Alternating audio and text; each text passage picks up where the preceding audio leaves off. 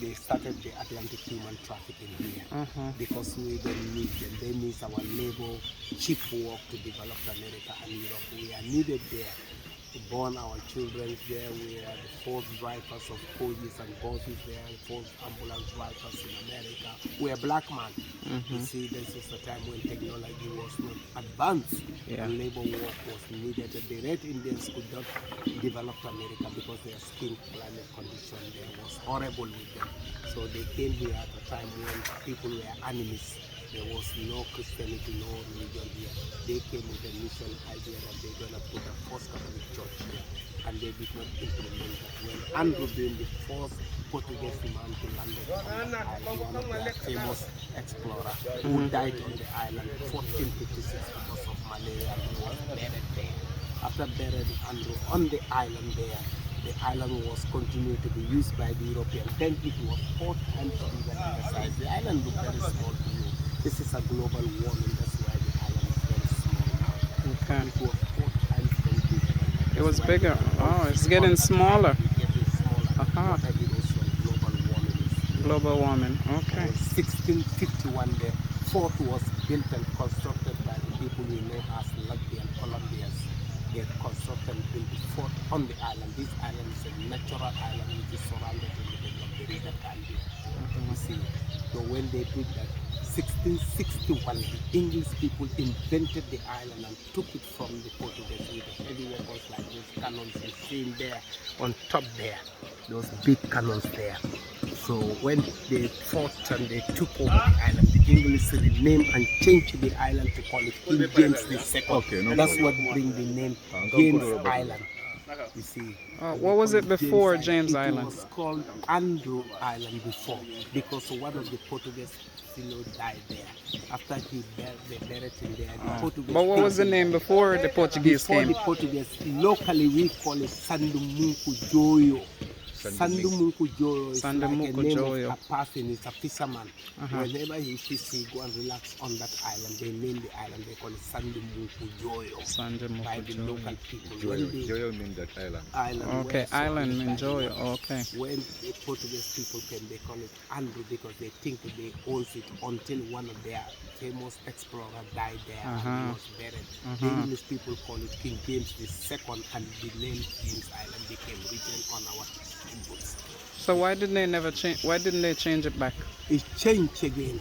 So the island continued to be used up to 1681. The English and the French became a rival. They fought on the island, and the French were given a piece of land in the village of Jufre here.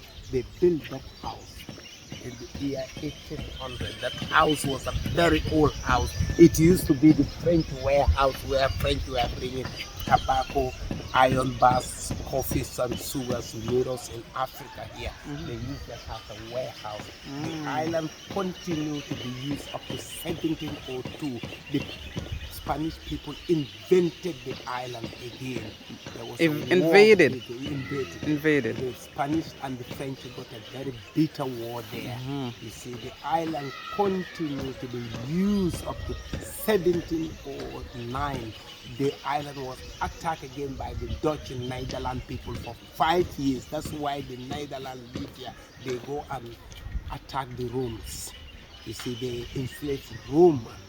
You see, for 5 good years, all the explorer of that island took about 400 years of human trafficking in Africa here. After a while, when slavery was stopped in 1807 by Thomas Clarkson, William Wilberforce, Grant Wilberforce, they come to give us a very wrong statistic figure in Africa, telling us 15 to 20 million people were being taken from Africa. To me, I always put that wrong. Because I won't forget people who are thrown in the Atlantic, people who are sick on board. All those souls are rest in the bottom of the river Gambia, where the dead bodies are disappeared. This is why it's important for you to come and touch the soil of this particular area. This is where millions of souls were being in the dead of river Gambia, and the bodies were disappeared.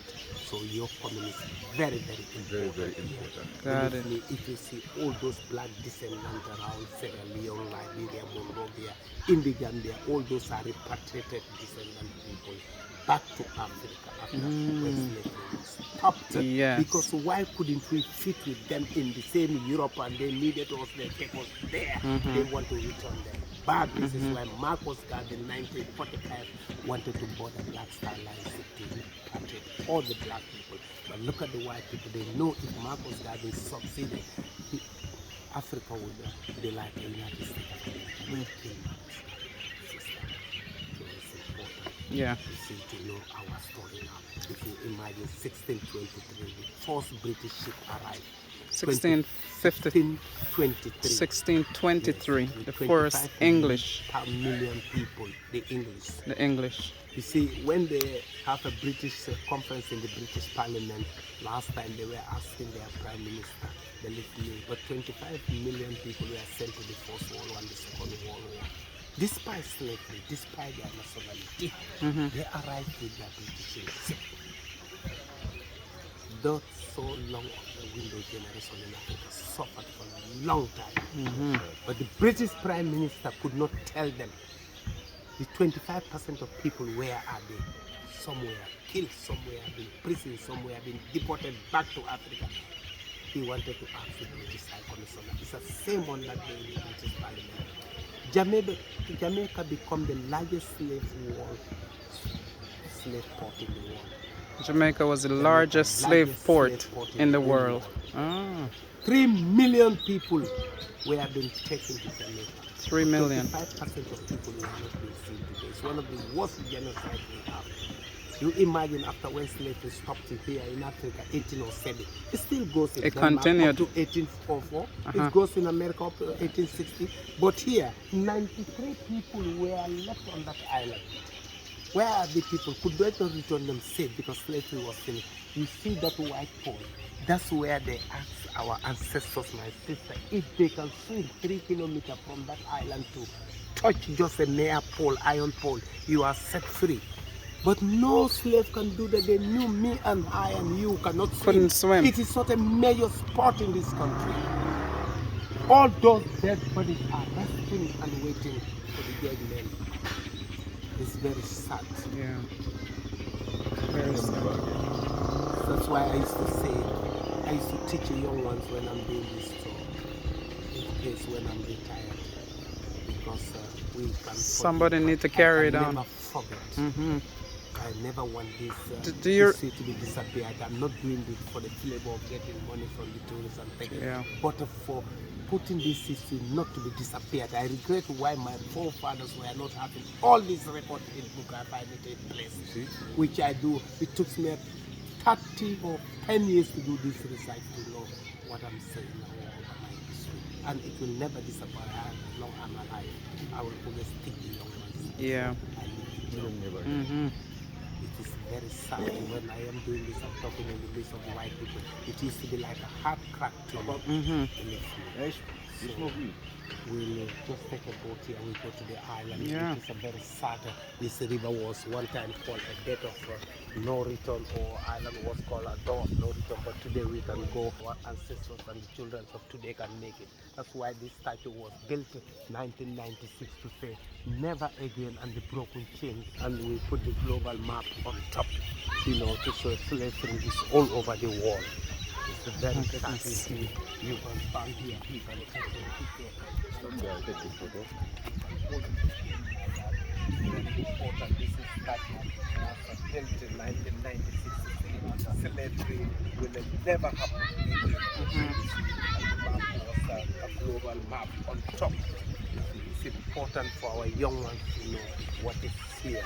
That's why when I see these white people coming here on a excursion like you doing their body suit and they're throwing it to our kids, they're running up and down, they get very annoyed. They could stop and give them civilizedly. We are not in the world model of slavery today. We see the wise we Africans and know what we are doing. Thank you very much. My name is Dudu. I'm going to take the tour to get to the island and then we'll complete the tour in the museum. When we come out, take it to the museum where we see everything and stuff about. Thank you.